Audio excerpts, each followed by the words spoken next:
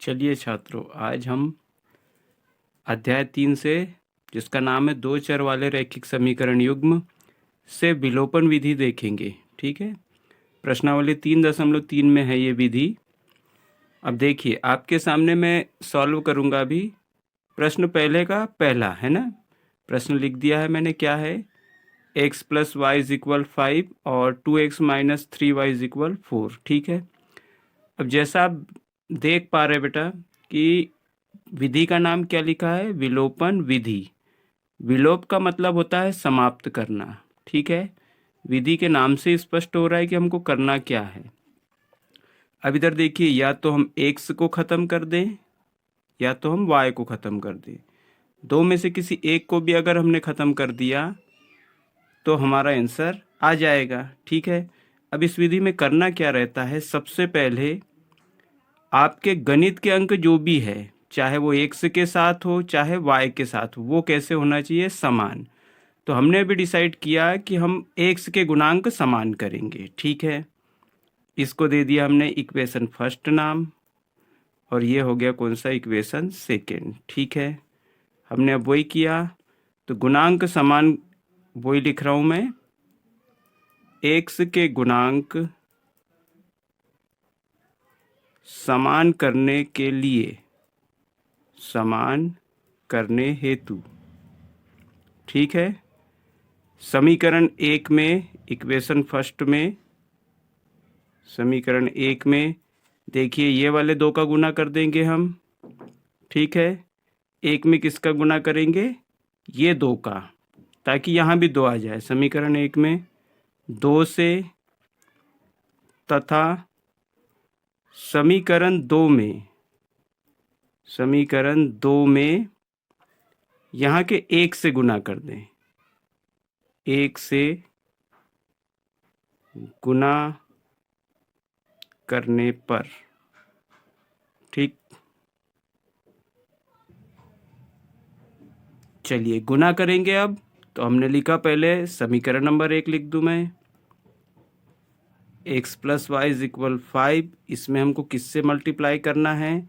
समीकरण 1 में 2 से, तो मैंने 2 लिख दिया। और दूसरा लिखा इक्वेशन 2x - 3y = 4। इसमें किससे मल्टीप्लाई करना है हमको? 1 से, कर दिया। अब अगली स्टेप में हम क्या करेंगे बेटा? गुना कर देंगे। कर दे गुना, 2 का गुना यहाँ पर करेंगे तो 2 के साथ जो गणित का अंक है उसमें गुना होगा, तो 2 एकम 2 x हो गया। 2, फिर 2 का गुना y में, 2 एकम 2 y हो गया। अब 2 का गुना इस पाँच में, 2 पंचे 10 हुआ। 1 का गुना इनमें हुआ, तो 1 का गुना 2 में तो 2x, 1 का गुना इन 3 में तो 3y, और 1 का गुना 4 में तो 4।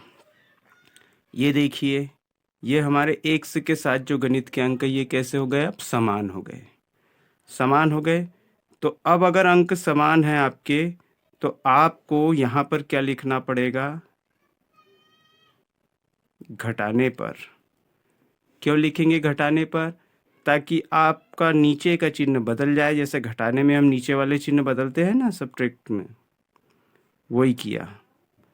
ये प्लस वाले का माइनस किया, माइनस वाले का प्लस किया, प्लस वाले का माइनस। 2x प्लस का माइनस का कैंसिल। अब ये देखो, 2 और 3 जोड़ के कितना हो गया? 5 हो गया। इधर देखेंगे, 10 में से 4 गए, कितना बचा? 6 बच गया। अब हम क्या करेंगे? इस y का मान निकालने के लिए 5 का कर देंगे पक्षांतर, तो वो उस तरफ जाके कहाँ जाएगा? बटे में। y का मान कितना आ गया आपका? 6/5 आ गया। दो चर थे, कौन कौन से थे? देखो, एक था x, एक था y, तो उसमें से पहले मान निकल गया y का। अब y का यह मान चाहो तो आप इक्वेशन फर्स्ट में रख दो या सेकंड में रख दो, तो वही लिखा हमने। y का मान समीकरण 1 में रखने पर, y का मान समीकरण कौन से में? 1 में क्या करने पर? रखने पर रखेंगे। x रखा जैसे का वैसा, y मिला, y की जगह मैंने इसका मान रखा क्या? देखो, y मिला, उसकी जगह क्या रखा? 6/5 रख दिया। और बराबरी से क्या है भाई? 5। ठीक, अब ये x की वैल्यू निकालना है तो 6/5 का भी कर दे पक्षांतर, तो 5 के किधर जाएगा, वो ऋण में जाएगा। अब इस सूरत में आपको पता है हम क्या करते हैं कि जब अंश बटे हर के बीच में ऋण या धन का चिन्ह रहता है तो हम क्या लेते हैं, हरों की संख्याओं का लघुत्तम। 1 और 5 का लघुत्तम आया 5, 1 से भाग दिया, 1 पंचे 5, 5 का ऊपर गुना पचम 25, फिर देखिए 5 से 5 में भाग दिया एक बार, 1 का गुना 6 में तो 6। बोलिए क्या हुआ, 25 में से 6 गया, आपका कितना बचा 19, बटे में क्या आ गया 5। तो आपका आंसर क्या आ गया बेटा, देखो x की वैल्यू कितनी आ गई, x बराबरी से आ गया आपका 19/5 और y की वैल्यू कितनी आ गई 6/5। तो आपको करना क्या था इसमें आपको करना था विलोपन विधि से एक चर राशि को ख़त्म करना था, चाहे तो आप x को ख़त्म करो चाहे तो आप y को ख़त्म करो, और क्रम से दोनों की वैल्यू निकालना, मान निकालना। तो हमने पहले y का निकाला, फिर हमने x का निकाला, ये दोनों के मान। बस बहुत सरल विधि है। धन्यवाद।